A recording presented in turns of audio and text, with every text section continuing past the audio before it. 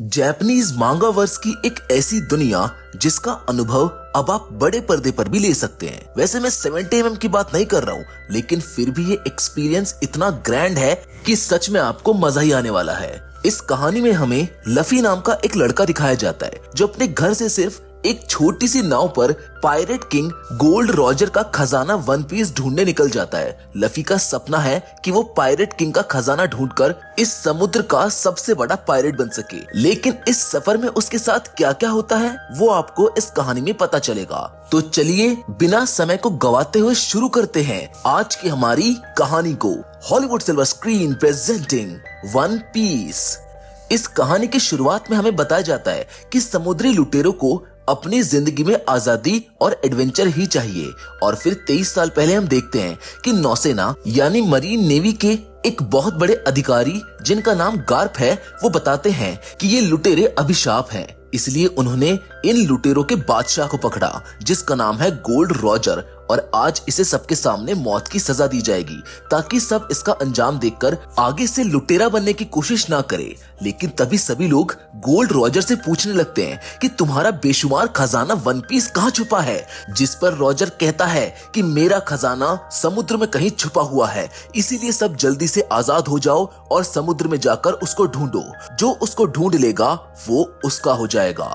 और तभी gold Roger को मार दिया जाता है। लेकिन फिर भी ये सब लोग गोल्ड रॉजर का खजाना ढूंढने के लिए समुद्र की तरफ जाने लगते हैं, और अब एक लुटेरे गोल्ड रॉजर को मारने से कई हजारों नए लुटेरे पैदा हो जाते हैं। अब इस घटना के कई सालों बाद फिर हम एक लुटेरे मंकी डी लफी को देखते हैं जो अकेले ही एक छोटी सी नाव पर गोल्ड रॉजर के खजाने को ढूंढने निकला है, और ये इस दुनिया का सबसे महान लुटेरा यानी कि किंग ऑफ पायरेट्स बनना चाहता है। लेकिन तभी इसकी नाव में छेद हो जाता है और इसकी नाव डूबने लगती है। इसीलिए लफी अपने आप को एक लकड़ी के ड्रम में बंद कर लेता है, जिसके बाद समुद्र में हम दो बड़े पायरेट शिप्स को देखते हैं जो एक दूसरे का खजाना लूटने के लिए लड़ाई कर रहे होते हैं। बड़ा वाला जहाज छोटे वाले जहाज पर हमले करके उसके सारे लुटेरों को मार देता है और उसका सारा खजाना और सामान लूट लेता है। इस बड़े वाले जहाज के कैप्टन का नाम है एल्विडा, जो उस जहाज के बचे हुए लोगों को भी मार देती है। एल्विडा के जहाज पर हम कोबी नाम के एक लड़के को भी देखते हैं जो इस जहाज पर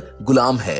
रात को जब कोबी सामान की सफाई कर रहा होता है तब उसको एक ड्रम से आवाज आती है जिसमें से लफी निकलता है। दरअसल इन लुटेरों ने सामान समझकर लफी के ड्रम को भी इस जहाज पर रख लिया है। कोबी लफी को देखकर डर जाता है और काफी तेज चीखने लगता है। तभी लफी उसका मुंह बंद कर देता है और उससे कहता है कि मैं इस समुद्र के लुटेरों का बादशाह बनूंगा, इसलिए तुम अभी अपनी गुलामी छोड़कर मेरे साथ आ जाओ। कोबी लफी की बात मान जाता है और रात को ये दोनों भागने लगते हैं, लेकिन अलविदा इनको देख लेती है। पर लफी अलविदा से बिल्कुल भी नहीं डरता, बल्कि वो तो उसकी बेइज्जती करने लगता है, जिस वजह से अलविदा गुस्से में आकर उस पर हमला कर देती है। लेकिन लफी बिल्कुल रबर के जैसा है जिस पर किसी भी हमले का कोई असर ही नहीं होता।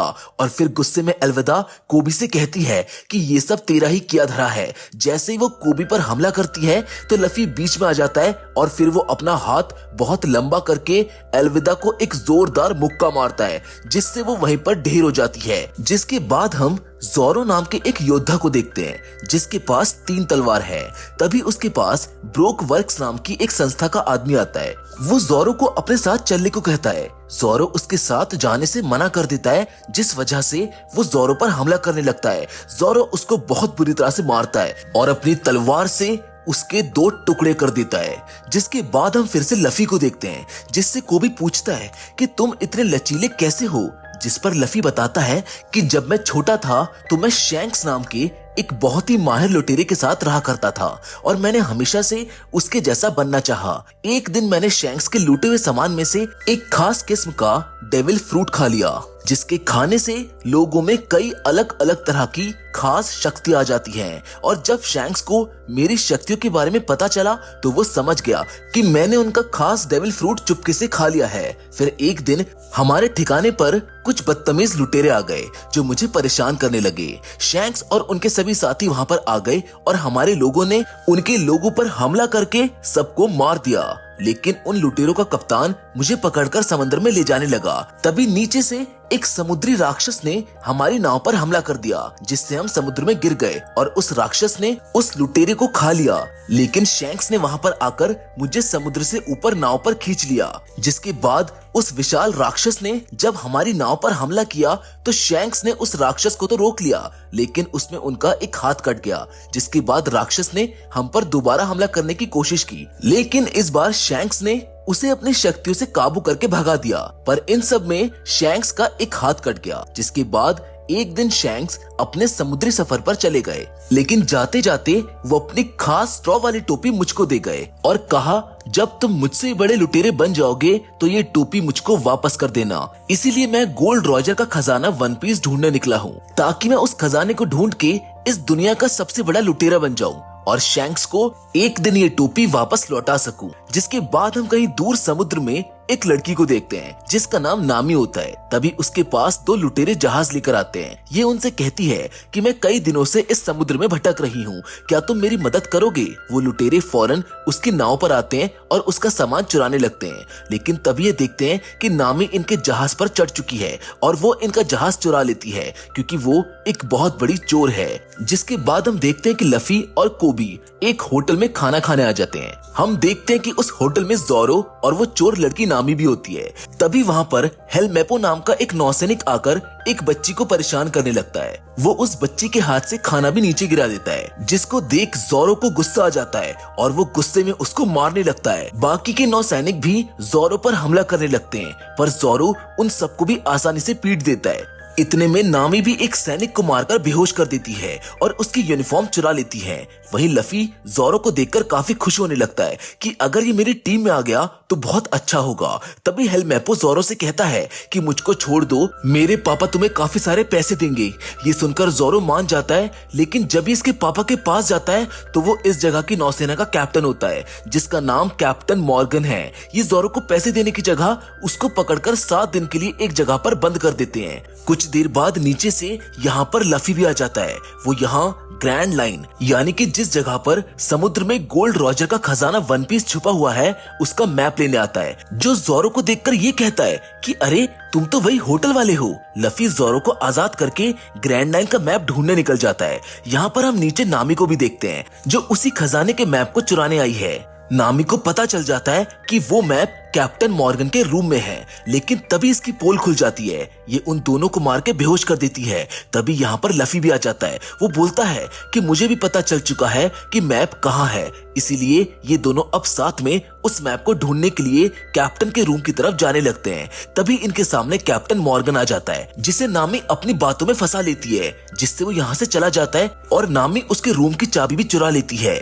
जिसके बाद ये दोनों चुपके से उसके रूम के अंदर घुस जाते हैं और इनको वहां पर तिजोरी भी मिल जाती है, जिसके अंदर वो मैप है। उधर कैप्टन मॉर्गन को पता चल जाता है कि उसके रूम में चोरी हो रही है। वो दरवाजे को तोड़ने लगता है, जिसकी वजह से लफी जल्दी से उस तिजोरी को लेकर नीचे कूद जाता है। लेकिन अब चारों तरफ से नौसैनिक इनको घेर लेते हैं। ये दोनों मिलकर उन सभी को मारने लगते हैं। इसी बीच जोरो भी यहाँ पर आ जाता है और इनकी मदद करने लगता है। तभी मॉर्गन भी इन्हें मारने आ जाता है, जो काफी ताकतवर है। वो इन दोनों को बुरी तरह से मारने लगता है। उधर नामी बाकी नौसैनिकों से लड़ रही होती है और ये दोनों कैप्टन मॉर्गन को हराने की कोशिश कर रहे होते हैं, लेकिन कैप्टन मॉर्गन बहुत ताकतवर था, इसीलिए जोरो अब अपनी तीसरी तलवार भी निकाल लेता है और मॉर्गन पर काफी जोरदार हमला करता है और जल्दी उसको अपनी तलवार की नोक पर ले लेता है। फिर लफी एक जोरदार किक मारकर कैप्टन मॉर्गन को बेहोश कर देता है। तभी लफी जोरो से उसकी टीम में शामिल होने को कहता है। जोरो लफी को देखकर समझ जाता है कि ये आगे जाकर बहुत कुछ करेगा और समुद्र का बादशाह बनेगा, इसीलिए जोरो लफी को अपना कैप्टन मान लेता है और उसकी टीम में शामिल हो जाता है। जिसके बाद ये तीनों उस मैप वाली तिजोरी को लेकर अपने नाव पर चले जाते हैं। वहां पर कोबी भी आ जाता है और लफी से कहता है कि मैं तुम्हारे साथ नहीं आऊंगा, क्योंकि मेरा बचपन से सपना है कि मैं एक बड़ा नौसैनिक बनूं। ये सुनकर ये तीनों कोबी को यहीं छोड़ देते हैं और अपने सफर पर निकल जाते हैं। तभी हम दूर समुद्र में नौसेना के एक बहुत बड़े जहाज को देखते हैं। इस जहाज पर वही गार्प होते हैं जिन्होंने गोल्ड रॉजर को पकड़कर मौत की सजा दी थी, और अब इनको पता चल जाता है कि 3 लुटेरों ने नौसेना के बेस पर हमला करके वहां के कैप्टन को हराकर गोल्ड रॉजर का मैप भी ले लिया है, जिस पर इनको बहुत गुस्सा आता है। इसीलिए ये उन तीनों के लिए अपना जहाज घुमा लेते हैं, जिसके बाद हम एक और लुटेरे को देखते हैं जिसका नाम है बगी। बगी का आदमी उससे कहता है कि उन 3 लुटेरों ने हमसे पहले गोल्ड रॉजर के खजाने तक पहुंचने का मैप चुरा लिया है, जिस पर बगी गुस्से में कहता है कि वो मैप सिर्फ मेरा है, उसको कोई और नहीं ले सकता। उधर हम नामी, ज़ोरो और लफी को देखते हैं जो उस तिजोरी को खोलने में सफल हो जाते हैं, जिसके अंदर से उन्हें मिलता है गोल्ड रॉजर के खजाने का मैप, यानी कि वन पीस का मैप, जिसको देखकर ये तीनों खुश हो जाते हैं। पर तभी अचानक से इनके ऊपर गैस के गोलों से हमला हो जाता है, जिसे सूंघकर ये तीनों बेहोश हो जाते हैं। पर लफी इतनी जल्दी बेहोश नहीं होता, इसीलिए वो अपने रबड़ जैसे शरीर में उस मैप को निगल लेता है और बेहोश होने से पहले बगी की शिप को देख लेता है। फिर जब ये होश में आते हैं तो देखते हैं कि इन्हें बगी नाम के लुटेरे ने पकड़ लिया है, जो अपने आप को एक मस्करा जोकर समझता है और इसने जबरदस्ती शहर के कई सारे लोगों को बंदी बनाकर रखा है और जबरदस्ती उनसे तालियां और उनसे हंसने को कहता है। जिसके बाद बगी इनसे उस मैप के बारे में पूछता है, जिस पर ये तीनों उसे मैप के बारे में कुछ नहीं बताते, जिसकी वजह से उसको गुस्सा आ जाता है। नामी जल्दी से लफी की टोपी को हवा में उछालती है। लफी अपना हाथ लंबा करके अपनी टोपी को पकड़ लेता है, लेकिन इतने में ही नामी यहाँ से भाग जाती है। बाहर वो देखती है कि बगी ने तो इस पूरे शहर को ही तबाह कर दिया है और उसने यहाँ के सारे मासूम लोगों को बंदी बनाकर रखा है। इतने में ही बगी के आदमी आकर नामी को फिर से पकड़ लेते हैं। फिर बगी नामी और ज़ोरो को अलग अलग जगह पर भिजवा देता है और लफी के हाथ और पैर को बांधकर खिंचवाने लगता है। वो उससे कहता है कि अगर तुमने मुझको वो मैप नहीं दिया तो मैं तुमको खींच खींच कर बीच में से चीर दूंगा। जिस पर लफी उससे कहता है कि उसे मैप के बारे में नहीं पता। बगी उसको 10 फीट और खिंचवा देता है। लफी इतना खींचने के बाद भी उसको कुछ नहीं बताता, जिस पर बगी अब शहर के लोगों में से एक बच्चे को लेकर आता है। वो कहता है कि अब मैं इस बच्चे को खिंचवाऊंगा और अब मजबूरन तुम्हें मैप के बारे में बताना पड़ेगा। जिस पर लफी को गुस्सा आ जाता है और वो रबड़ की तरह अपना हाथ पिचकाकर बाहर निकल जाता है। हाथ लंबा करके वो बगी को एक जोरदार मुक्का मारता है, जिससे बगी का सर अलग होकर दूर जाकर गिरता है। पर इससे बगी को कुछ नहीं होता, उल्टा बगी का सर बोलने लगता है। वो वापस जाकर अपनी बॉडी से जुड़ जाता है। लफी समझ जाता है कि उसने भी मेरी तरह ही डेविल फ्रूट खाया है, जो हर किसी को अलग अलग पावर्स देता है।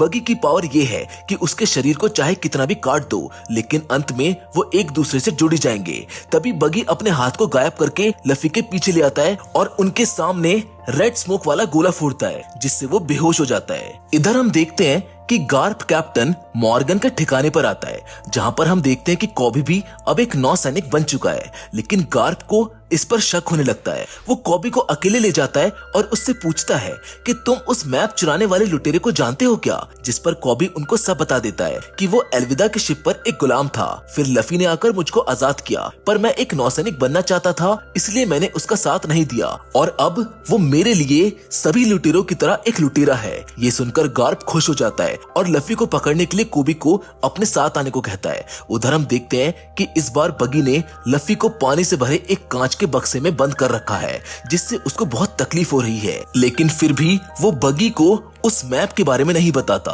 वहीं नामी अपने आप को आजाद कर लेती है, जिसके बाद वो ज़ोरो को भी आजाद कर देती है। उधर लफी पूरी तरह से अब पानी में डूब चुका था। वो बक्सा पानी से फुल था।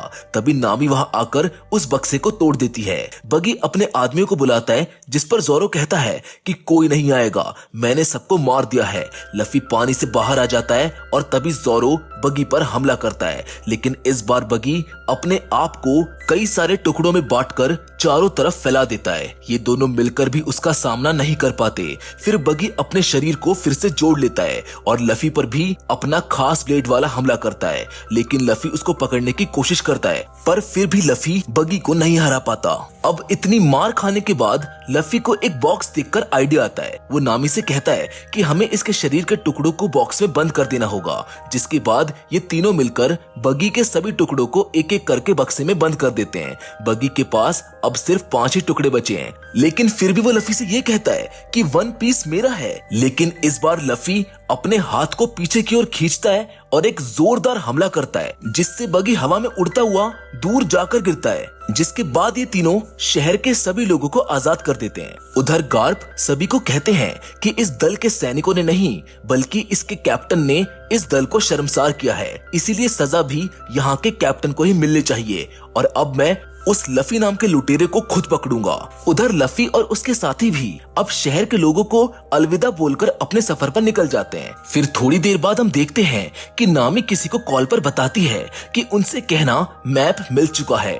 अगले दिन जब ये सो के उठते हैं तो देखते हैं कि अब इनकी नाव में पानी भर चुका है, जिससे नामी का फोन भी खराब हो जाता है। और जब नामी बाहर आती है तो ज़ोरो उसको देखकर कहता है कि अब हमें कोई दूसरी नाव लेनी होगी। इसीलिए ये तीनों पास ही एक बंदरगाह पर उतर जाते हैं, जहाँ पर कई सारे जहाज और नाव हैं। यहाँ नामी इनसे कहती है कि हमें एक जहाज चुराना होगा, जिस पर लफी कहता है कि नहीं, हम अच्छे लुटेरे हैं, हम जहाज नहीं चुराएंगे। जिस पर नामी कहती है कि बिना पैसों के तुम्हें कौन अपना जहाज देगा। तभी इन्हें एक बहुत शानदार जहाज दिखता है, जिस पर लफी कहता है कि हमको यही जहाज चाहिए। तभी उस जहाज पर उसोप नाम का एक आदमी कहता है कि मैं इस जहाज की मालकिन काया को जानता हूँ, वो बहुत ही अमीर और अच्छी है, ये पूरी जगह उन्हीं की है। जिसके बाद उसोप उन्हें काया के पास ले जाता है। काया इन्हें देखकर बहुत खुश होती है, लेकिन उसका नौकर क्लेडोर उसोप पर बहुत गुस्सा करता है। तभी काया सबसे कहती है कि आज मेरा बर्थडे है, इसीलिए तुम सब खाना खाकर जाना। पर क्लेडोर कहता है कि उसके पहले इन सबको नए कपड़े पहनने होंगे। रात को जब ये सब पार्टी कर रहे होते हैं तब इनको वहाँ पर काया का वकील भी मिलता है, जिसका काम काया की दौलत को सुरक्षित रखने का है। फिर खाने की टेबल पर लफी काया से उस जहाज के बारे में पूछता है। वो कहता है कि हमको वो जहाज चाहिए, लेकिन तभी काया की तबीयत खराब होने लगती है। असल में अपने माँ बाप के मरने के बाद से ही उसकी तबीयत अक्सर खराब रहती है। क्लेडोर उसको एक नीला सूप पीने को देता है, जिसके बाद हमको पता चलता है कि वो नीला सूप तो असल में जहर है, जिसे क्लेडोर थोड़ा थोड़ा करके काया को रोज पिला रहा है, जिससे वो मर जाए और उसकी सारी दौलत उसके नाम हो जाए। लेकिन वकील को उस पर शक हो जाता है, इसीलिए जब वो रात को तहखाने में आता है तो उसे क्लेडोर मिलता है, जिसके पास बहुत तेजी से गायब होकर दूसरी जगह पर पहुंचने की पावर्स है। क्लेडोर उस वकील को मार देता है जो इतने टाइम से उसके रास्ते का कांटा बना हुआ था। फिर थोड़ी देर बाद हम देखते हैं कि उसोप और ज़ोरो भी तहखाने में आ जाते हैं। उनको वकील की लाश मिलती है। तभी इनके सामने क्लेडोर आ जाता है। ज़ोरो फौरन सब समझ जाता है और तभी पीछे से उसके साथी ज़ोरो के सर पर हमला करके उसको बेहोश कर देते हैं और उसोप यहाँ से डरकर भाग जाता है। जिस पर क्लेडोर कहता है कि जाने दो इस पागल को, इस पे वैसे भी कौन ही यकीन करेगा, तुम इन दोनों की बॉडी को कुएं में फेंक दो। फिर ये दोनों नौकर इन दोनों की बॉडी को उठाकर कुएं में फेंक देते हैं, जिसके थोड़ी देर बाद ही ज़ोरो को होश आ जाता है और वो उस कुएं से निकलने की कोशिश करता है। उधर किचन में नामी को लफी बेहोश पड़ा मिलता है। तभी उसे किसी के आने की आवाज सुनाई देती है, इसीलिए वो जल्दी से किचन में छुप जाती है, जहां वो देखती है कि यहाँ पर क्लेडोर और उसके साथी आकर फ्लफी को बेहोश पड़ा देखते हैं। वो बोलते हैं कि इस बेवकूफ ने जहर वाला सूप पी लिया, इतना सूप पीने के बाद मुझे नहीं लगता कि ये जिंदा बचेगा। अब नामी को भी इनका पूरा प्लान समझ में आ जाता है। तभी दरवाजे पर कोई आता है। क्लेडोर फौरन जाकर दरवाजा खोलता है तो दरवाजे पर नौसैनिक कॉबी होता है, जिसे ओसोप यहाँ लेकर आया है। वो बताता है कि उसने सबको मार दिया है, ये एक बहुत ही शातिर लुटेरा है। जिस पर क्लेडोर कहता है कि मैं कोई लुटेरा नहीं हूँ और जिन लुटेरों को तुम ढूंढ रहे हो उन्हीं लोगों ने हमारे घर पर हमला किया है और उनमें से एक तो हमारी किचन में बेहोश पड़ा है। जिसके बाद वो दोनों नौकर लफी को उठाकर ले आते हैं और उसको नौसेना के हवाले कर देते हैं। ये सब देखकर कोबी को उसप की बातों पर यकीन नहीं होता और वो लफी को लेकर वहां से चले जाते हैं। उसप पीछे से काया के रूम में आ जाता है और काया को क्लेडोर की सारी सच्चाई बताता है कि वो एक कूरो नाम का एक खतरनाक लुटेरा है जो तुम्हारी दौलत पर कब्जा करना चाहता है, पर काया उस पर यकीन नहीं करती। इधर हम देखते हैं कि 12 बज चुके हैं। क्लेडोर अपने साथियों से कहता है कि अब काया 18 साल की हो गई है, अब उसको मारने के बाद उसकी सारी दौलत मेरी हो जाएगी, इसीलिए अब ये घर के सारे खिड़की दरवाजे बंद कर देता है। फिर ये तीनों काया को ढूंढने लगते हैं। तभी काया के रूम में नामी आ जाती है और वो भी उसको सारी सच्चाई बता देती है कि उस सूप के अंदर जहर था जो तुम्हें इतने सालों से दिया जा रहा है और तुम्हारे बीमार होने की वजह भी वही सूप है।